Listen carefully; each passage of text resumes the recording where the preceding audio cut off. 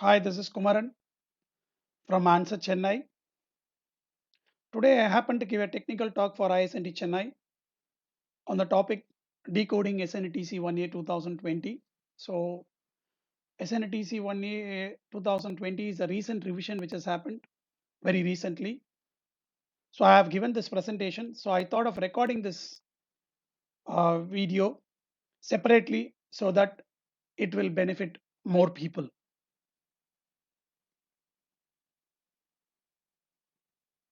So, all throughout my presentation, if you see, wherever the recent revision has come, SNTC 1A 2020, so it will be in pink color. I try to put my presentation in such a way that even a newcomer will be able to understand the structure of SNTC 1A. And wherever the revisions are there, I have put it in pink color.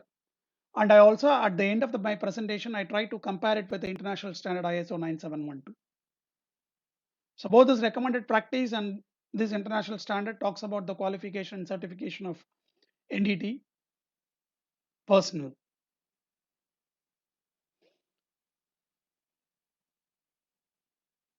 So what is SNTC 1A? It's a recommended practice developed by ASNT, American Society for Non-Destructive Testing, for the personal qualification and certification in non-destructive testing. It's a standard guide for qualification and certification of NDT personnel by the employer. And remember, this is an employer-based certification. And even till today, this recommended practice has been in existence for almost 50 years. And even till today, people are not very clear about this. So that is the reason maybe this revision, it has come with a notice to the users at the start of the document itself on the usage of ASNT name, ASNT logo, or the ASNT acronym itself. And they have also added a separate class for the details. What are the minimum details to be contained in the certificate? So remember, SNTC 1A is an employer-based certification. Only the employers are eligible to certify the people, and it is not intended to be a strict specification. The employer has to write the written practice, taking into all the basic details of training, examination, education, taking into account, and he can also add the things according to his specific products.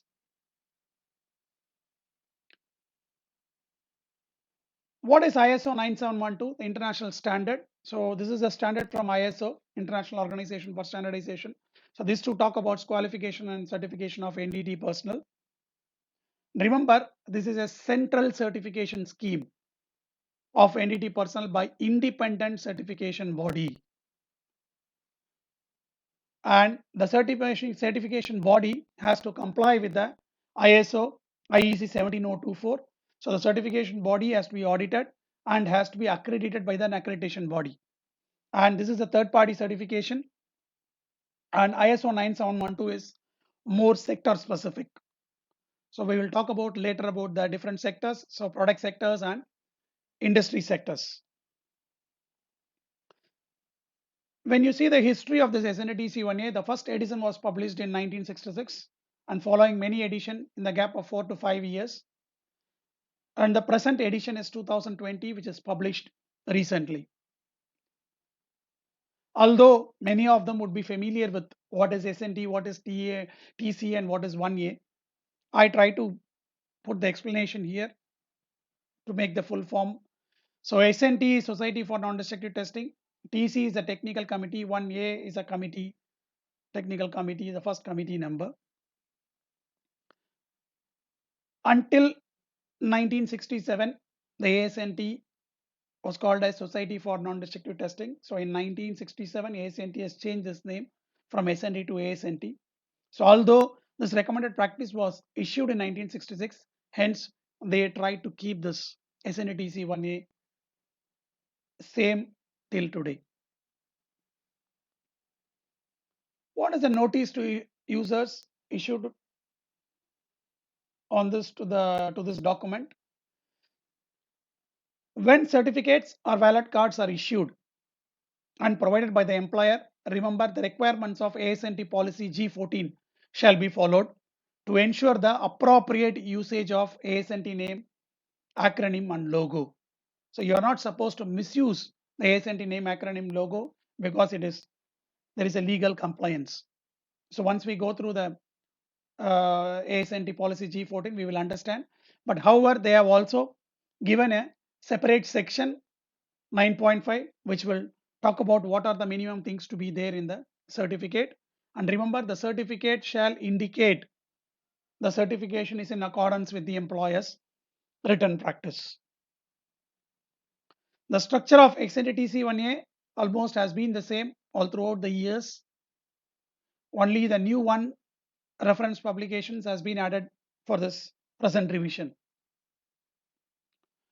So initially it starts with the scope, talks about this recommended practice, then about what are the definitions. So what are the terminologies which has been used inside the recommended practice, then talks about the non-destructive testing methods.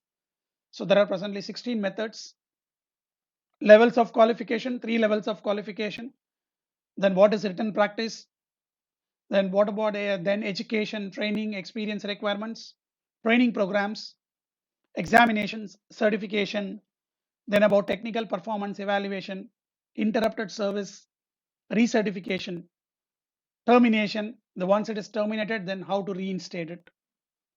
Then finally about the publications. What is the scope of SNTC 1A? The scope is mainly to establish guidelines. So remember, note this point, guidelines. It is only a guideline for the qualification and certification of NDT personnel. It provides an outline for an employer for the qualification and certification of NDT personnel, and it is up to the employer to modify this recommended practice to meet the specific requirements. So the employer can very well modify this recommended practice to meet the specified requirements, but he has to keep the basic intent of this practice, the training and the experience requirements, etc. So what is qualification? Qualification is nothing but a demonstrated skill, demonstrated knowledge, documented training, and documented experience required for the personnel to properly perform the duties of a specific job. So once you are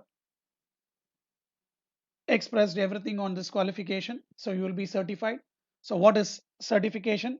It is a written testimony of your qualification. There is a separate subsection which is added in the present revision. The use of third-party central certification. It can be, for example, ACCP, AS&T Central Certification Program, or AS&T NDT Level 2. Very important point to be noted, this AS&T NDT Level 2 was issued as a third-party certification only in US. So we don't have in any of the countries. So whatever the certificate which is issued by the employer is only SNTTC 1A certification. And even many institutes are issuing this certificate, and all the certification are SNTTC 1A certification only. And remember, this is more specific to the employer. The institutes are not supposed to issue the certificate. They can issue the certificate if the employer takes them as a third party certification, and the employer can hire a level 3 from that institute, then make a written practice. Then in the certificate, the employer has to endorse, as well as the hired level 3 has to endorse. Remember, this SNTC 1A certification, whenever the person resigns from this company, the certificate is no longer valid. So these third no longer valid. So in the present revision, they're talking about the third party certification, which is totally different from this SNTC 1A certification. Even ISO 9712 certification may be used in place of employer examination, provided there is no conflict with the governing industry code or standard. For level 2 specific and practical exam, The NDT level 3 should ensure the content of these examinations satisfy the requirements in the employer's program. The use of third-party certification shall be documented in the employer written practice. Let's see some of the definitions which has been presented in the new revision. Calibration, the comparison of an instrument or an adjustment of an instrument to a known reference traceable to the National Institute or a standards body. So this definition has been picked from ASTM E1316. Then in a similar way, there is one more definition which talks about standardization. This is generally done before any examination. So the adjustment of an instrument using an appropriate reference standard to obtain or establish a known and reproducible response. The definition on employer, some more points has been added in the definition of employer. So employer is a corporate, private or public entity which employs personnel for wages, salary, fees and other considerations. This would include employers who obtain their qualified supplemental workforce personnel through a third party agency. So what do you mean by third party agency? They have given a definition for that. It's a company or an organization without an established written practice. The company does not have a written practice, only the third party agency supplies manpower. In that case, that manpower who is coming and working for an employer, the other company, he has to undergo the examination and the employer has to certify him. Then only he is eligible for working in the company. Detection rate, the number or percentage of false calls allowed for the test specimen as defined by NDT level 3. When you talk about false call is an indication or a grading unit which is incorrectly identified as a defect. Suppose, for example, when a candidate is taking an examination, you have given a sample. Your sample consists of only 3 defects. In case the candidate reports a 4th defect, that means it is a false call. Method, one of the disciplines of NDT, for example, ultrasonic testing, within which various test techniques may exist.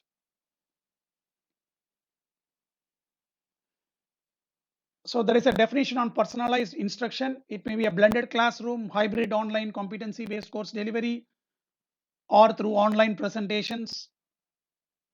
Mainly this type of thing enables students to achieve competency that align with their knowledge, skills, and learning styles. The number of NDT methods, as I already stated, there are 16 NDT methods starting from radiography, ultrasonic testing, magnetic particle liquid penetrant testing, visual testing, electromagnetic testing, microwave, neutron radiography, etc. Levels of qualification. A person before certification for one of the 3 levels is considered as a trainee. Remember, a trainee should work with a certified individual. He should not independently conduct, interpret, evaluate, or report the results of any NDT test. So there are 3 levels listed out. Level 1. So level 1 should be qualified to perform specific calibration, specific NDT, and specific evaluations according to written instructions, and he should be working under the supervision of either a certified level 2 or level 3. Again, he cannot take any decisions independently. Level 2, he should have sufficient technical knowledge and skills to be qualified to set up or calibrate the equipment, interpret the results with respect to applicable codes, standards, and specification. And he is also responsible for the on-job training and guidance of trainees and NDT level 1 personnel. So level 2 should be able to organize and report the results of NDT tests. Comes the level 3. So level 3 is responsible for all the NDT operations. So he should have sufficient knowledge and skills for developing, qualifying and approving the procedures, establishing and approving the techniques, interpreting the codes, standards, specifications and procedures. And he is also responsible for designating the particular NDT method, technique and procedures to be used. He is responsible for all the NDT operations, and he should be capable of training and examining NDT level 1, level 2 and level 3 personnel for certification in these methods. Written practice. So the employer shall establish a written practice that specifies training, experience and examination requirements for NDT personnel. It should describe the responsibility for all the levels. What is the responsibility for level 1, level 2, level 3? Everything has to be very neatly described. And it should also identify the test techniques within each method and applicable to scope of operations. For example, if you take an method, ultrasonic method, you have a different techniques part of that, FMC, PAUT, TOFT. So whatever the techniques, even the techniques has to be clearly addressed in the written practice. And the written practice shall be reviewed and approved by the employer's NDT level 3. It shall be maintained on a file. Now let's talk about education, training and experience requirements for initial qualification. So in SNTC 1A, there is a table 6.3.1.A which lists out recommended initial training and experience levels for level 1 and level 2. So for this presentation, I have taken the table and the method for which the revision has happened. So if you take, for example, ultrasonic testing, for NDT level 1, the minimum training hours is 40 hours. For level 2 is 40 hours. So when you go to experience in ultrasonic testing, for level 1, 210 hours is the minimum requirement. 630 hours is for the level 2 requirement. But total hours in NDT, it should be like 400 hours for level 1 and 1200 hours for level 2. Consider one person, he wants to do directly level 2 without doing level 1.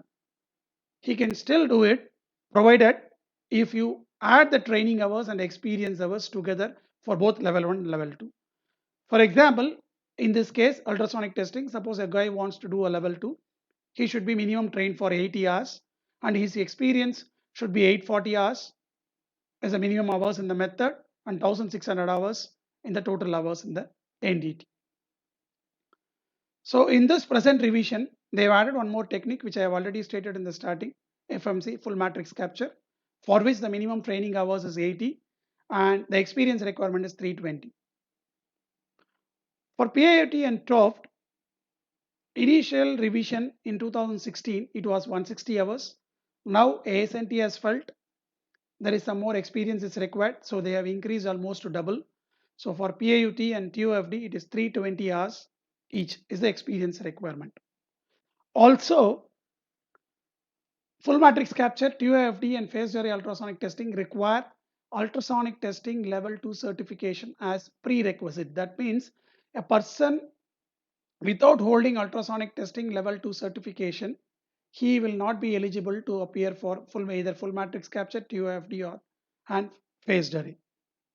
So it has become a minimum requirement. In order to do this technique, you need to have ultrasonic testing level 2 certification. In addition to the training recommended in the table, supplemental special hardware and software training should be required for automated or semi-automated applications. And the employer's written practice should fully describe the nature and the extent of additional training required for each specific acquisition or analysis software or the instrument or system used. Very important thing, the employer written practice should also describe the means by which examiner's qualification will be determined for automated or semi-automated techniques. So even the certification which is issued should clearly state whether the certificate is issued for automated or semi-automated techniques. So when you come to level 3, so level 3 experience is not clearly listed in SNTC 1A.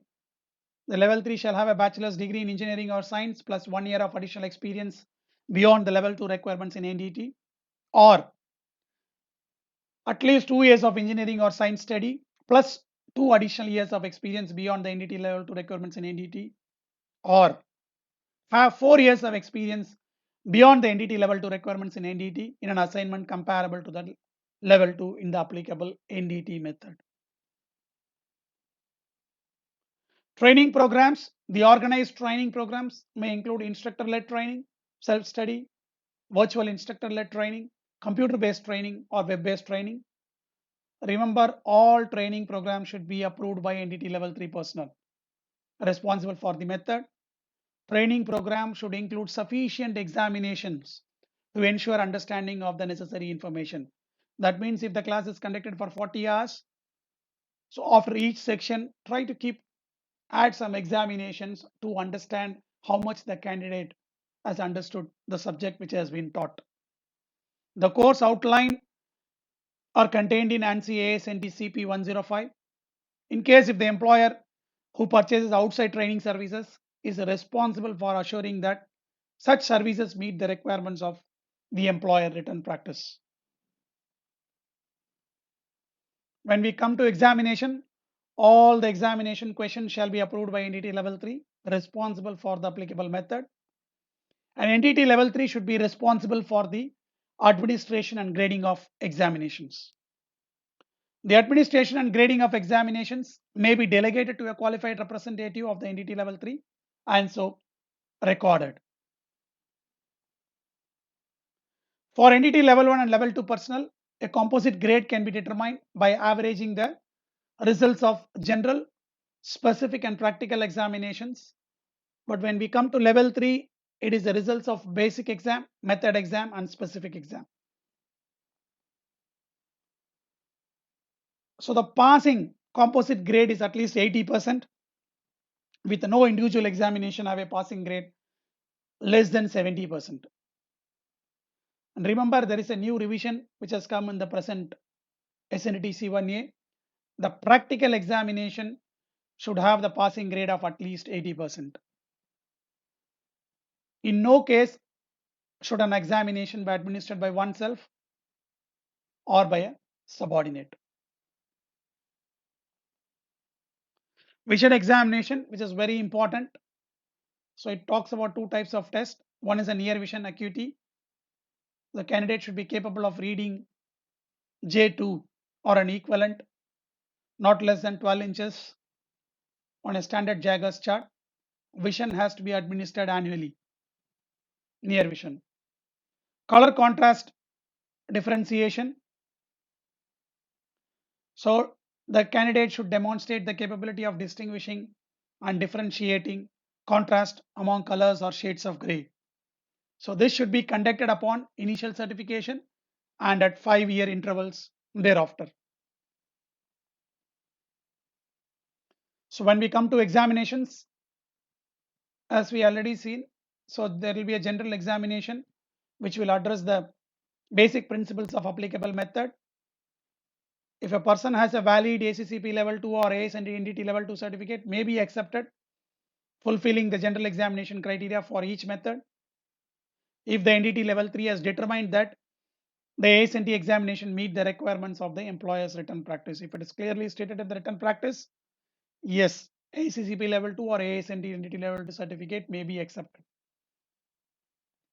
The specific examination should address the equipment, operating procedures and NDT techniques. It also covers the specification of the codes and acceptance criteria used in the employer's NDT procedures.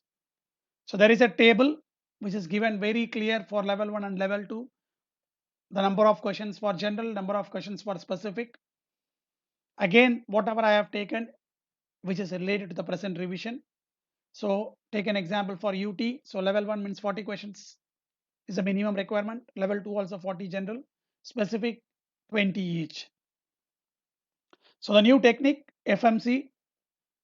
So 40 questions for level 2 general and for 30 questions for level 2 specific.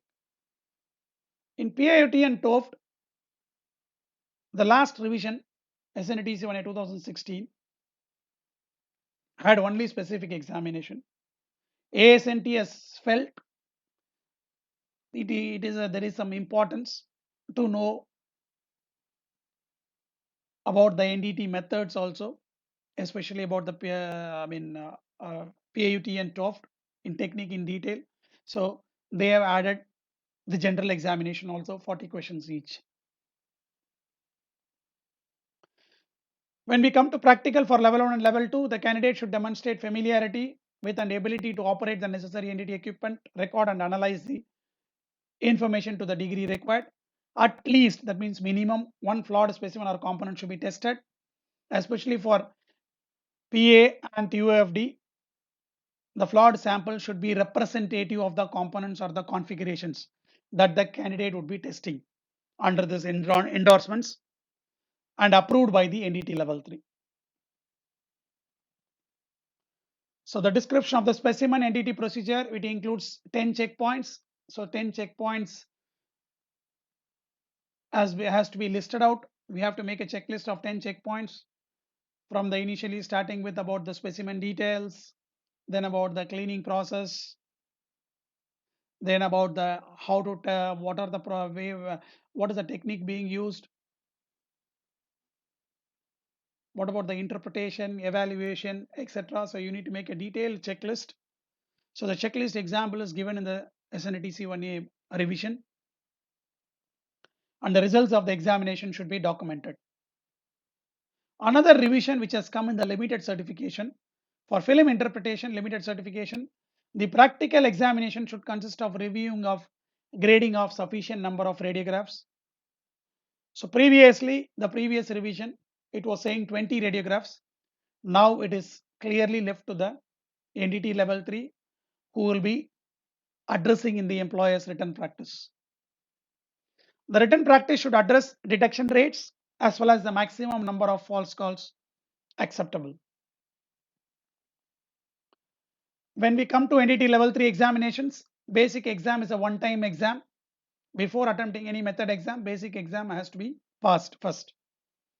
So it will have questions from SNTC 1A document, applicable materials, fabrication and product technology, and also from the appropriate NDT methods. So this is a one-time examination which has to be passed before you write any method exam.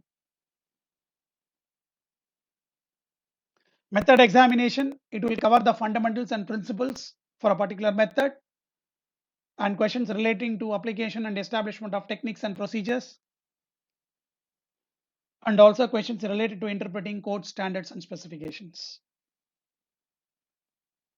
Very important thing, there will be a specific examination relating to the specification, equipments, techniques and procedures applicable to employers, products and methods. Very clear, kindly note the statement, applicable to employers product. So whatever based on employers product, the specific examination shall be taken by an level 3 for the administration of employees written practice. For basic and method exam, if there is a valid endorsement on the ASNT NDT level 3 certificate or ACCP professional level 3 certificate, it fulfills the examination criteria. But however, specific exam shall be taken based on the employer's products and methods. Re-examination, those failing to attain the required grades should wait at least 30 days, or you can receive an additional training and you can sit for the re-exam. Certification is the responsibility of an employer. Demonstration of satisfactory qualification has to be described in the employer's written practice. At the option of the employer, an outside agency may be engaged in providing NDT level 3 services. In such instances, the responsibility of the certification should be retained by the employer. It is very clearly stated, the responsibility lies with the employer. As far as personal certification records are concerned, so it should contain name of the certified individual, level of certification, NDT method, technique, limitations, educational background, satisfactory completion of training, results of visual examination, current examination copy or evidence of completion of examination, composite grade, signature of level 3 who verified the qualification, date of certification, recertification, certification expiry date, and signature of the employer's certifying authority, which is very, very important. As I already told you at the start of the presentation, in a special class, a new section has been added, 9.5, which talks about the minimum things to be contained on certification, certificates, and wallet cards. It should contain the legal name of the employer and should be clearly identified, followed by the document number and revision and edition number of the written practice. It should also indicate the SNTC 1A and what is the revision number in a year format, and full legal name of the individual, level of certification, entity method and or technique, and limitations has to be addressed about the product forms, industry sectors, codes, standards, and procedures. Full printed legal name and signature of both the designated entity level 3, one from the employer's endorsement, another one is a level 3. If applicable, the level 3 identification number shall be there in the certification. It should be fully completed at the time of signing. And remember, when there are any changes in the certificate or wallet cards, it has to be issued new. You are not supposed to make any changes in the existing certificate. And very importantly, date of certification and expiration. So just to have more clarity, I try to make a certificate here. What are the minimum requirements? So date of certification, suppose I've issued a certificate today, 16/8/2020, date of expiry 5 years from that, 2025.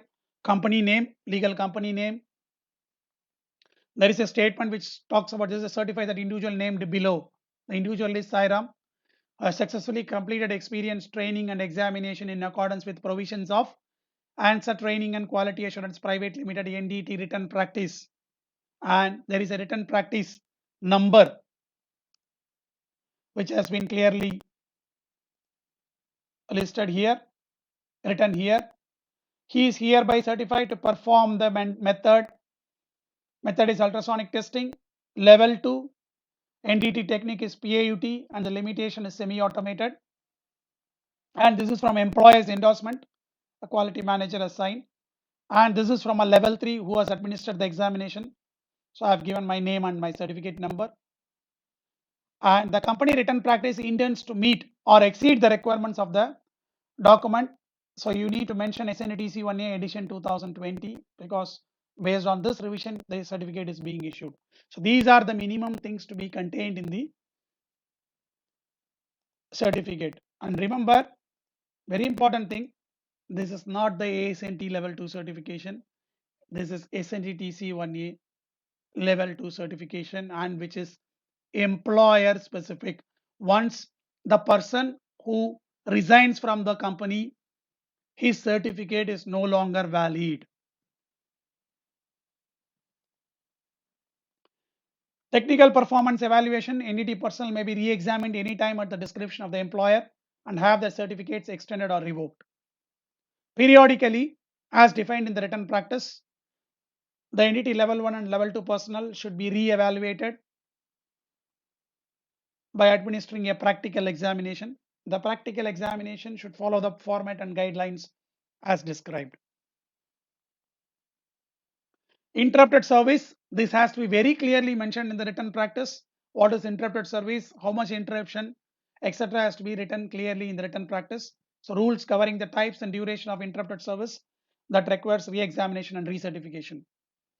The written practice should specify the requirements for re-examination and or recertification for the interrupted service.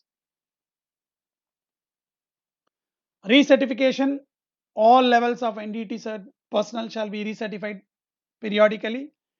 The recommended maximum recertification intervals are 5 years for all certification levels. Certifications expire on the last day of month of expiration. Termination, The employer certification shall be deemed revoked when the employment is terminated. So this is the statement which I have been telling 1 or 2 times in my presentation. So I would be happy this same statement appears in the certificate so that people understand this is an employer certification. It is deemed revoked when the employment is terminated. In case the certification has been terminated, may be certified to the former level by a new employer based on examination, provided the candidate meets all the following conditions. The employee has a proof of prior certification. The employee was working within the capacity to be certified within 6 months of termination. The employee is being recertified within 6 months of termination. In case if he is not able to meet any one of the criteria, obviously he need to undergo an additional training, then examination as deemed appropriate by the NDT level 3. Reinstatement, whose certification has been terminated may be reinstated to the former level without new examination, provided all the conditions are met. The employer has maintained the personal certification records as mentioned in 9.4. The employee certification did not expire during the termination, and the employee is being reinstated within 6 months of termination. So this is a new thing which has come in the recent revision. So they have referenced some of the publication, which is topical outlines, then ASNT Central Certification Program, which is nothing but ASNT NDT Level 3 certification, and also ASNT Policy G14, which talks about the usage of ASNT name and ASNT marks, latest edition. Since there are some definitions which has taken from ASTM E1316, so they have referenced this publication. So till now, we have seen about SNTTC 1A. From next slide onwards, I'll be talking about the comparison between SNTTC 1A and ISO 9712 2012. So SNTTC 1A, it's a personal qualification and certification in non-destructive testing. ISO 9712, remember it's an international standard. It is a third-party certification. So this is for qualification and certification of NDT personnel. SNTTC 1A is a recommended practice. ISO 9712 is an international standard. And SNTTC 1A is an employer-based scheme since 1966. ISO 9712 is a central certification scheme, third-party certification since 1992. SNTTC 1A is monitored by the employer and full responsibility lies with the employer for qualification and certification. Whereas ISO 9712 is controlled and monitored by the certification body, independent of the employer. Very important to note, it is independent of the employer. Employer does not have any role on this. The CB, the certification body, can authorize qualification body to prepare and administer exams.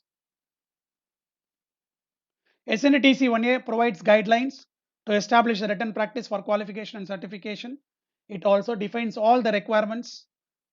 Remember, when the employee resigns, the certificate is no longer valid. So ISO 9712, it provides all the requirements well defined.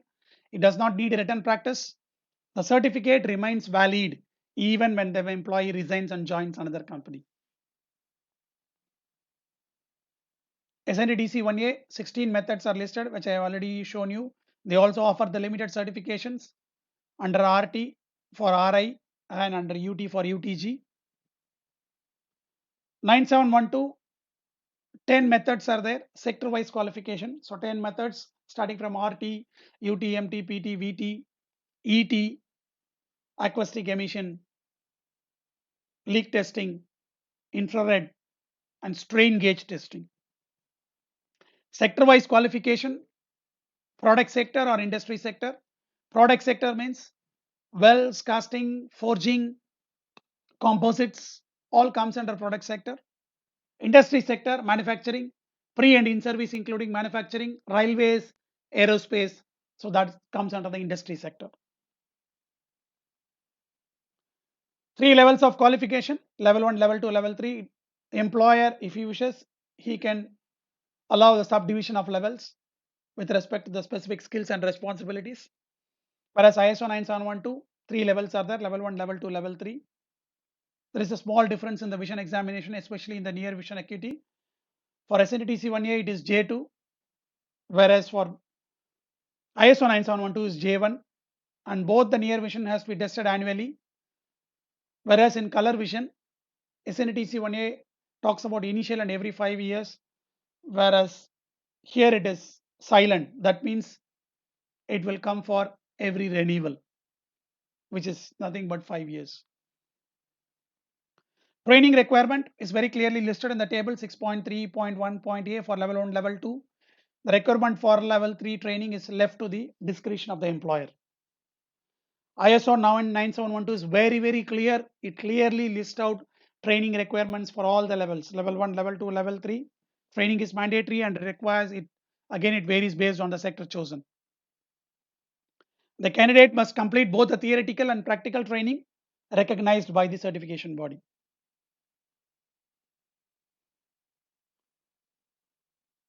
So the organized training may include instructor-led training, virtual training, self-study, computer-based or even web-based training, but inclusion of such methods is left to the discretion of the employer. All the training programs must be approved by the level 3. There are also some reduction in training hours exist. Similar way in ISO 9712 also, there is a reduction in training hours exist if the person wants to appear for more methods. So if he is having experience in more methods, etc., and if he is qualified, there are reduction in training hours up to 50% can be given. Direct access to level 2 or level 3 is applicable, provided he should complete level 1, level 2 requirements. Even direct access to level 2 or level 3 is applicable, provided completing the level 1 and level 2 requirements. Training outline is from ANSI AS&T CP 105. For 9712, it is from ISO TR 25107. The syllabus is given in this technical report and standard. Sector-wise qualification, product industry and industry sector, which I have already told you, explained you what is product sector, what is industry sector. It is not much clear in SNTC 1A, they haven't addressed it. And experience also they have mentioned for level 1 and level 2 in SNTC 1A, level 3 experience is not mentioned method wise. Whereas in ISO 9712, it's very clear, they have a listing for level 1, level 2 and level 3. When it comes to examination for level 1 and level 2, so it is almost same, general, specific and practical. A number of questions are clearly listed in table 8.3.4. Minimum 1 specimen for practical exam, and it has to be evaluated based on 10-point checklist. But when we come to ISO 9712, even they have also mentioned the number of questions for general and specific. It is very clearly addressed sector wise. And also they have a system of grading for practical exam, which is very clearly listed. And even the practical specimen, how many specimen for each method sector wise has very clearly listed in the annexure B of ISO 9712. The level 2 candidate need to draft a written instruction for level 1. This also includes in the practical exam. When we come to level 3, basic exam, main method exam and specific exam is there. Specific exam is related to the employer's product and specification. Whereas when we come to ISO 9712, basic exam has to be taken. In basic exam, you have 3 parts, part A, part B, part C. So part A will have 25 questions from product technology, material technology, 10 questions part B from ISO 9712 standard, and part C you'll have 60 questions from different NDT methods. You can select 4 NDT methods, out of which one should be volumetric, either RT, UT, etc. When we come to main method exam, you have 3 parts again, part D, E and F. Part D is about test method. If it is empty, the questions will be related to empty. Part E is specific to sector, codes and standards. And very important thing, you have a procedure writing. A component will be given. You need to write a detailed procedure based on the standard, ISO standard. A person already certified to level 1 or level 2 and wants to add another sector is required to take only the specific and practical examination in that sector. Similarly, a level 3 wants to add a sector, need not take basic examination and part D. Only part E and F shall be taken. So there is no such requirement addressed in SNTC 1A. Passing grade 70% in each section of the exam, general specific, and 80 in the practical exam, composite grade of 80. Whereas when we come to ISO 9712 is 70%. So it automatically says the composite grade is 70%. Even the practical also 70%. Re-examination, not much clearly addressed.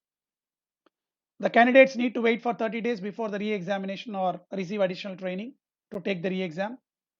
Whereas in ISO 9712, re-examination in failed parts can be done twice. So any person who is failing, suppose a person is failed in specific, he can take the exam only in the specific, and that too he can take twice. Two chances are given.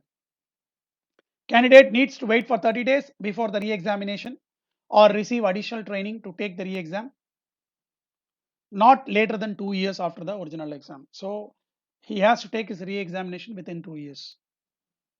In case if a candidate is failing for reasons of unethical behavior, suppose the candidate tries to copy in the exam, he shall wait at least 12 months before reapplying. About the certification records, certificate and ballot cards are available. Whereas in ISO 9712, certificate and ballot cards are there. You can also get a digital certificate in lieu of hard copy certificate. The maximum period of validity of certificate is 5 years. So ISO 9712 also is 5 years. When come to ISO 9712 for renewal, remember renewal is without exam every 5 years. Every 5, then every 10 years. Recertification is with exam.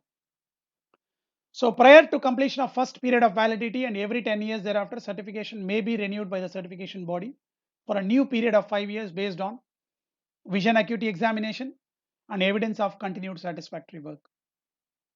So when we come to recertification for ISO 9712, it is at the end of first 10 years and every 10 years. So recertification of 5 years may be done based on vision acuity, evidence of satisfactory work, and point to be noted is a practical examination person has to write after 10 years for level 1, level 2, and instruction writing also for a level 2. A level 3 may be certified either by a written examination or you have a credit system similar to ACE&T entity level 3 certification. When we come to SNTC 1A, all levels of entity personnel shall be recertified periodically based on the below evidence of satisfactory technical performance. So re-examinations in those portions of examinations in section 8 as necessary by the level 3 and recommended maximum certification intervals are 5 years for all the certification levels. So I have tried to explain a little bit on ASNT entity certification. So since again, this is also a very big standard which has to be clearly dealt in detail. Maybe I'll try to put one more video on ISO 9712 entity certification. So in ISO 9712 entity certification, there is an accreditation body. If I want to give the example of ours, our accreditation body is UCAS, United Kingdom Accreditation Services. The accreditation body can accredit a CB based on ISO IEC 17024. So our CB is RTC Testing and Diagnostics Russia. It's a research training center. So they have been accredited by UCAS to carry out ISO 9712 certification. The CB in turn can audit based on 17024 and ISO 9712, and they can give an authorization to the qualification body, that is AQB, authorized qualification body. So our qualification body is Answer Wins Singapore Pte Limited. Authorized qualification body in turn, with the help of certification body and accreditation body, they can audit the examination center and they can approve and authorize an examination center, and also with the help of certification body they can approve the training center, which is ATC, approved training center, and authorized examination center. So Answer Chennai, we hold approved training center and authorized examination center. In case if the candidate wants to travel to different countries for work, a certification taken in one country should be eligible acceptable in the another country.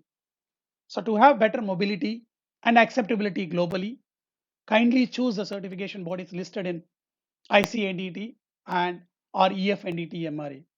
ICNDT is International Committee for Non-Destructive Testing, in which a lot of countries have made an agreement, a multilateral agreement, even in EFNDT, European Federation of Non-Destructive Testing. That means the certification taken in one country is eligible in the another country. In case if the countries are listed in this MRA schedules, your certificate taken here will be directly accepted in the other countries, whichever is listed in this MRA schedules. Yes, so when you see here, the certification body is RTC Testing and Diagnostics, which has been accredited by UCAS. So there is a number given when you go to the UCAS website. When you type in this number, you can see the accreditation of RTC Testing and Diagnostics for different sectors of ISO 9712. They have been accredited. An authorized qualification body is ANSERVAN's Quality Assurance PT Singapore Limited. So we have approvals for UTRT, VTMT, PTET for pre and in service, including manufacturing sector. So AQB, with the help of CB, they have approved ANSA Chennai as an approved training center, as well as the authorized examination center. So thank you very much for your patient listening. So when you want to know about much more details about ISO 9712 NDT level certifications, you can either go in and check in answercertification.co.in, or you can email to me, wherein I'll be able to send you the details clearly. Thank you very much. Thanks for patient listening.